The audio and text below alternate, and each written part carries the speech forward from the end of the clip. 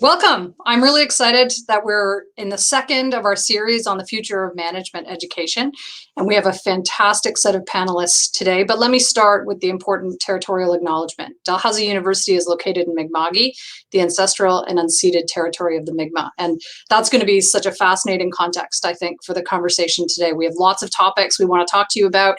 But among those are innovation, disruptive, and change. And we're going to talk about that in the context, I think, of all different types of organizations and how we're thinking about how we're kind of intimately connected as a cluster of people who are interested in how we engage with each other and how we make a difference in the world. So I'm looking very much forward to the panel, and let me, without more, introduce the panelists. I'll start by asking Vivek to come and say a few words about himself.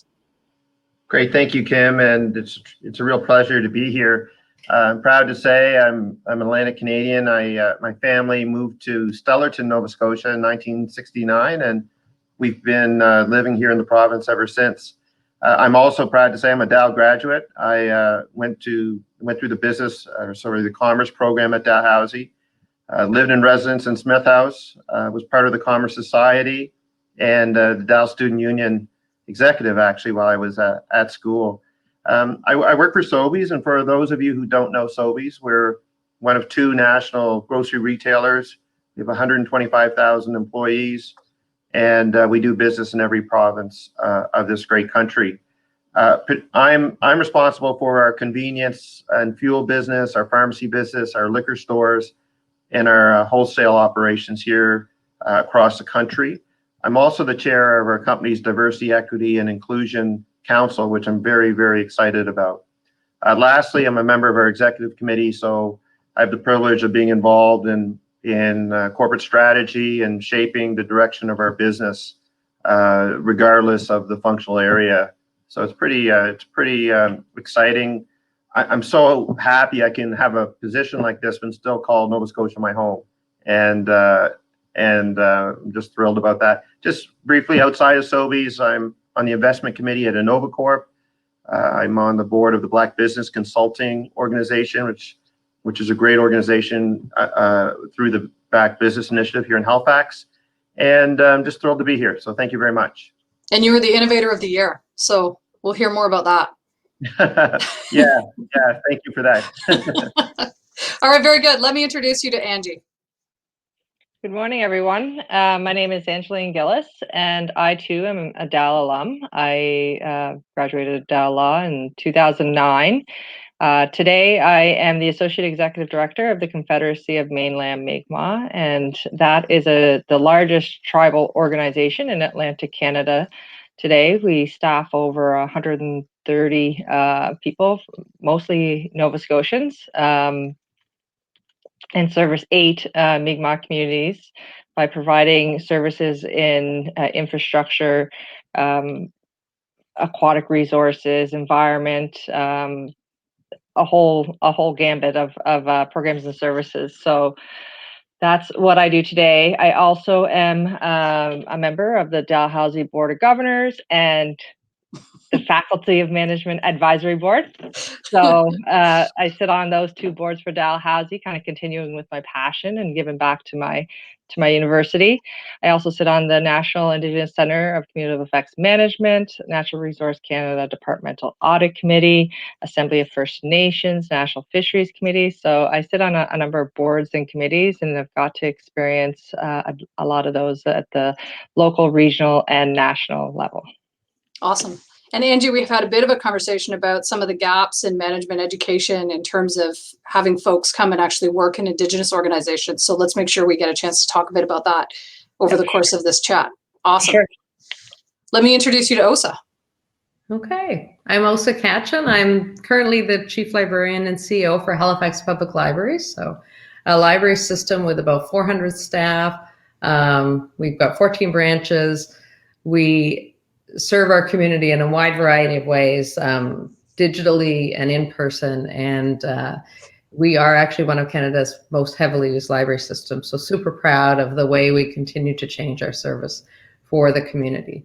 I think of myself as a librarian, but also a city builder. So how do we use public spaces in a way that improves democracy in our community, engages people, looks out for individuals who may fall between the cracks. So really interesting work right now working in a library system, but that hasn't been my whole career. I graduated with my master's degree, albeit not from Dal, but I graduated in 1993 at a very different time when, my first job was taking a card catalog of 1 million holdings and turning them into the very first digital records for the library system I worked for. I also spent 17 years in the middle of that as a university administrator, so became a director of admissions and records at one university, and eventually spent 10 years at Dalhousie. So this is my deep Dalhousie connection as the assistant vice president of enrollment in the registrar. So depending on when people came and went, I may have handed you your parchment, I may have admitted you to the university. Really interesting to have in that role to negotiate international agreements, do large-scale event management, have a big recruitment team around the world, trying to figure out how to take what's unique about Dalhousie and make it relevant to students and support them through their entire student journey. So interesting jobs for somebody who, went to library school when it was all about the book. Very cool. Well, I'm excited to have you here, Osa, and I always love, you've got these wonderful, inspiring, big ideas. And so I look forward to hearing how we can connect those with what we can do better when we're giving people a management education. All right, let me ask the panel to turn their minds to the first question, which is to get people to focus on innovation, disruption, and change. And each of you are people who are dealing with that in your own organizations and have done it, at least from my external observations, with some grace. So there are kind of words that characterize our era. Can I ask you to talk a little bit about how we can better prepare students, managers, leaders in a world in which we're seeing this kind of level of disruption and change? I don't know who would like to jump in first, but. Sure, Kim, I can start. I think that it's a great question, and it's probably leaving university in early 90s is probably one I was least prepared to deal with. And I look at our own organization, and I've been in the company for 20 years, and we just went through a pretty massive transformation. Which we had to, by the way. Our performance was really challenged, and then you talk about disruption. Well, COVID is the biggest disruptor any of us will ever experience. At least I hope so. It's been a challenge, and to go back and say, how could I have been better prepared for that?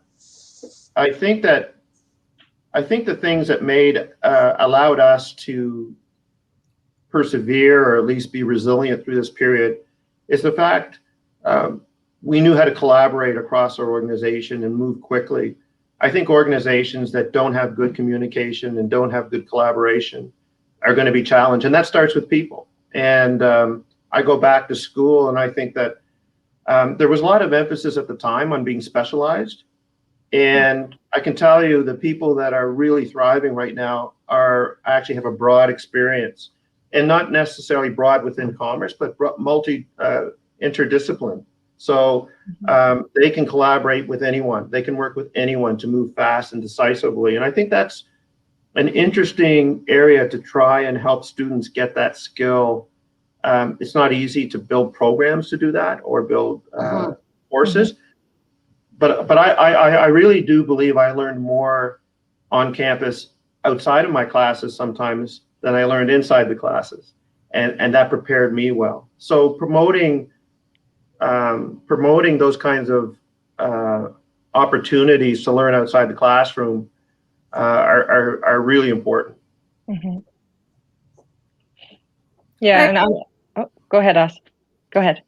Okay, I would chime in and say it is.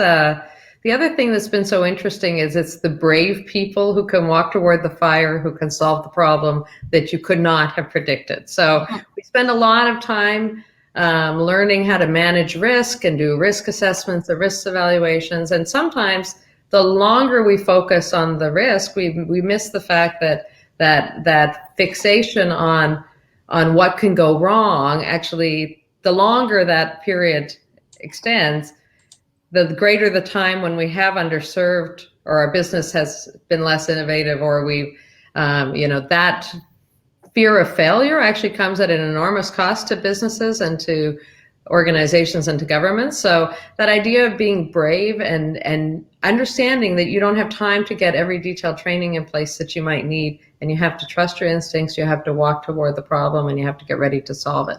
It's been a really interesting time where some people have cowered in fear of the unknown, and others have just said, we've got to get moving on fixing what's wrong. So that ability to move is big, and that's hard to teach people. It's almost like muscle memory. You have to take some steps, and then you're stronger the next time you're faced with something unpredictable. Thanks, Osa. Angie. Yeah, I'd say both of those things, really. I mean, we've, as a tribal org, over the last 10 years, we've seen some significant growth, more or less because of a political shift per se, and some of the mandates that have come out, but also just going to speak to the disruption we've all just experienced, this COVID disruption. Those two things: one, being very strong at finding solutions is so important right now. Now, we all could have walked into this and just seen all the issues that we're facing and just shut it down completely. And offices were more or less, they weren't really part of the phase out, phase in approach, even by the province. And we were kind of left to really figure out on our own, based on what we were hearing on how more public spaces were being dealt with, how that would apply to office spaces. So turning to that relationship piece, that collaboration piece that we've heard about was very important as well. And because some offices are there's a wide range of programs, as Vivek was saying. You're able to lean on other organizations like your own. You're able to listen to what the government is telling you. But that relationship piece, that being able to build relationships is key, and also being able to be solution oriented and find solutions, and also be willing to adapt and change. If you're not willing to adapt and change, you weren't gonna make it. And that's kind of where we had to shift. We had to shift to the work at home strategy for most of us. And what did that look like? None of us knew, so we all had to lean on each other to kind of figure out how to make that work. Awesome. So Angie, you mentioned how have they changed? And so I want to ask each of you to think about whether you want to talk a little bit more about that. But before I do that, Vivek, I felt like you were going to jump in there one more time. So let me give you a chance to cap off the first question. I think a critical factor is leadership. And leadership means, like we heard, and I think it was just so well put, walking towards the fire, but being decisive and being able to make good decisions and have people follow you. That's critical in transformation and in disruption, in situations where you're feeling disruption. Being genuine, if your team trusts you, and they'll walk towards the fire with you. Thanks, Vivek. So let's keep going on the theme of how have organizations been changing. I'm gonna put people on the spot a bit, but Osa, do you want to jump in and talk a bit about that? Sure. I really liked what Vivek said about sort of the values-based leadership. So values are that wonderful thing that you turn back to when you're trying to figure out, are we spending our time doing the right things in our organization? Are we putting our energy toward the things that achieve the big goals? And my organization is changing a lot. If people think back to the library of their childhood, they were probably stopped at the door if they had a drink. They had to be quiet. There were fines. There was a lot of shame. I can't tell you how many people come and confess their library fine stories and the book that got damaged by the leaky water bottle. There was a lot of shame. And what our organization said, what is that for? Like everything we are belongs to the people. And what if we wanted people to have this lifelong relationship with the library and change? And that was our goal, as opposed to holding people to account for being a day late and bringing their book. So we threw away fines. We're changing our organization structure and saying, how about if we don't organize ourselves around rule compliance? What if we could organize ourselves around the things we see in our community that need our attention and the people who need our care, and being more open and more welcoming and And because the truth is, the library doesn't belong to the librarians, the library belongs to the people. So those are the ways that we're changing. So it's less silos, it's less hierarchy. It's really saying every person who serves has the opportunity to make the difference that they want to make that day. So pretty exciting change, a little loosening of the tradition, but I think to the greatest public good. So it comes back to those values. You know, what kind of community do we want to create? What kind of great life outcomes do we want for people? And then what's our role in creating that? Mm-hmm. Oh, my turn. You want to jump in, Angie? Right, yeah. Just kind of build on that. I guess like an organization, as I was saying in my introduction, like mine, it's, you know, it serves a particular subset of community, right? We serve the Mi'kmaq of Nova Scotia, and our mission has always been to kind of push them to that level of self-determination, and ensure they have the capacity to kind of to grow beyond where they've been. So in the last 10 years, my organization alone went from having maybe 30, 40 staff, but we shifted. We really wanted to find individuals to work for the organization that shared the same passion to help and affect change in our communities. So what we did is we started by going to the community and finding out what our priorities were. And then we found the individuals with the passion who could help fulfill those priorities. And we built around that. And we used where we were really lucky is that around that same time that we were shifting to meet those priorities and bringing in the individuals that were passionate in meeting those, the government was shifting as well. And, environment became a priority. Housing became a priority. Increasing youth in our educational system became a priority. And that for us, that allowed us to kind of grow and become one of the larger tribal organizations. But with that as well, it goes to what Vivek was saying about that leadership piece. Before my time, things were very, very top heavy. There had to be a shift where the passion of the leader had to be equal to that of the people who also worked for the organization. So, there would be times where I myself would go out into the field and work alongside my team. It's not necessarily just dictating what your personnel and what your team has to do. It's being there right next to them and kind of working alongside them and not just educating them, but learning as well as I go on how to do things better. We're learning from each other. It's not them just learning from me. And as a result of that, we've been able to really bring in not just we're an Indigenous org, but we're not just Indigenous staffed. We have Western scientists, we have Western knowledge holders who work alongside us, and we've kind of married those two perspectives together in kind of how we move along as an organization, so that we can absolutely give our best to the people we are serving. Cool. Well, let me try to jump a little bit off that, because one of the things that strikes me from each of what you've been saying is the importance of the people in the organizations you have and their willingness to be open-minded about what's possible and to see futures for the organizations you're in that maybe we didn't see 15 or 20 years ago. And I guess I'm curious about, how do you think we can help at the university to instill that kind of attitude or mindset in students? Or if you'd rather take the question by thinking about how you instill it in your own organizations, that would be another way through it. I mean, I'd love to hear you talk a bit more about how we shift from being kind of closed-minded and having a sense of what it is that we do every day to being a bit more open-minded and seeing the possible.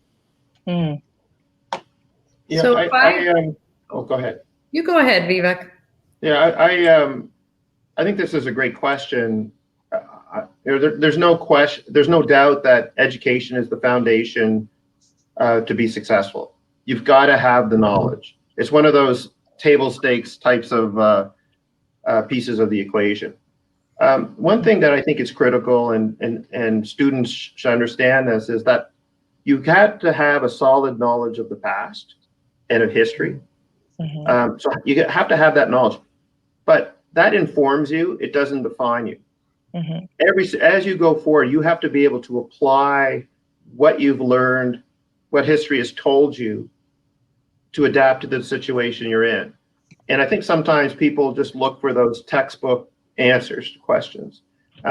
It's a reason why I'm a big believer in case study, right? And I think that we're writing cases every day at work.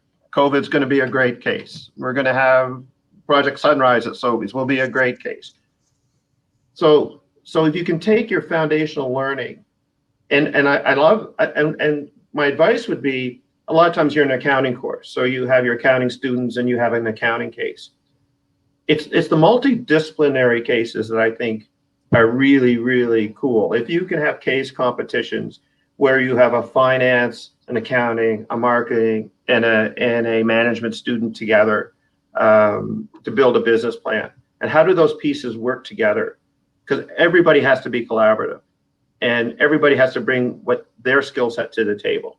I think there's tons of opportunity to do that, and I think it will pay off. And people understand how they can rely on their teammates for what they bring, and not have to have all the answers themselves.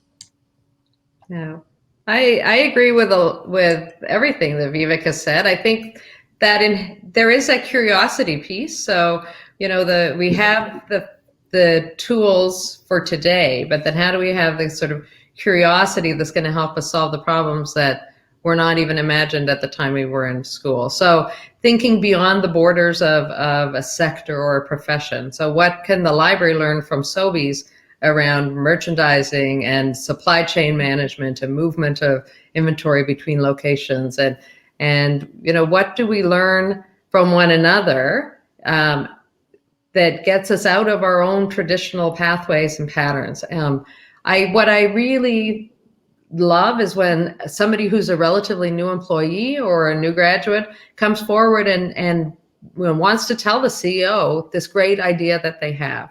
So I think too often, and maybe it's a bit of a Nova Scotia thing, we're super polite, we're really diligent, but that can also be passivity, right? You're waiting for somebody to give you permission to share your idea. Get those ideas going. I think every position in every organization has its unique perspective on how we might solve the problems that we're facing. And you know what? Sitting in the CEO's office is one perspective, but it's not the entire thing. It's like that iceberg picture. We see a little bit, but there is all kinds of stuff out there. So that not to be afraid to share the big ideas, to get braver every time you speak up. Angie, I don't know if you want in on this, but it's the question that we're going to grapple with, because I want to segue from this into something else, but is around the kind of organizational transformational mindsets in organizations, how we inspire those with people and students. And so I don't know if you want to jump in on that, or you want me to build off the conversation that we've been having so far with the next question. Yeah, no, it's funny because I thought about this, and the school, the experiment, the learning piece is key. I mean, we've heard that, but you have to learn by doing as well, right? And I don't know if, you do have co-ops, you have some experimental learning there, but yeah, I don't really have much to add to the points that have already been made. It's just maybe pushing case studies is that was a good example. Really thinking or pushing students to think outside of the box, maybe giving them some realistic situations that they have to work through. But I mean, really, you only learn by doing, and that piece of really encouraging new graduates to share their ideas, because I think if we don't know, then it's not gonna happen. So what I've learned is that when you get some new employees, some of them have some fantastic ideas, and you only know if it's going to be successful if you actually try it. So kind of reducing that fear of failure and really pushing them to at least take the chance. I don't know how you teach that in a course, but it's something that I think is really important for those new graduates coming out of school. Is just kind of, times are changing, governance structures are changing, and organizations and corporations, they're all looking for these new ideas, and really it's the younger generation coming up that and that has a lot of those, because they've been raised on technology that even an 80s child like me don't even know about. I was blessed with half and half, so I'm still learning from a lot of the new graduates coming through. So yeah, I would say you'll learn by doing, and don't be afraid to speak up. Cool. All right, let me ask a final question. It's been striking to me that you've talked a bit about bridging across different disciplines. So OSA says, what can a library learn from Sobeys? And those are really interesting questions to me. And Angie, I know we've talked about some of the limits of the education that the Faculty of Management has provided our graduates that work in Indigenous organizations in terms of how they understand the world and how they can engage effectively. And so there is something really interesting to me about, have we seen what a management education is maybe more narrowly than the current world's demands? And can I ask you as a kind of final question to riff a bit on what would you like to see in terms of the skill sets, the attitudes, the foundations that we're providing to students as they're coming into your organizations where you're seeing the benefits of this level of bridging and knowledge sharing? I have a couple of thoughts on this one, and I'll just go back. When I came out of university and I started along my career path, it was my worst day when I was being asked to speak in front of a group. It was my worst day when I had to collaborate with people I didn't know or I didn't have comfort with. And I think it's just critical that our students that are in management programs learn how to communicate. Learn how to you're sitting around in a boardroom with executives, and learn how to communicate. Learn how to express your point of view in a constructive way. Learn how to listen, learn, and then action, right, in that sequence. And nobody expects people to have the answers immediately, but they like people that can thoughtfully process and come to a conclusion and be able to articulate it. And I think I'll give this example. We interview Harvard business graduates, and they're very bright. They cannot communicate in certain cases. Mm-hmm.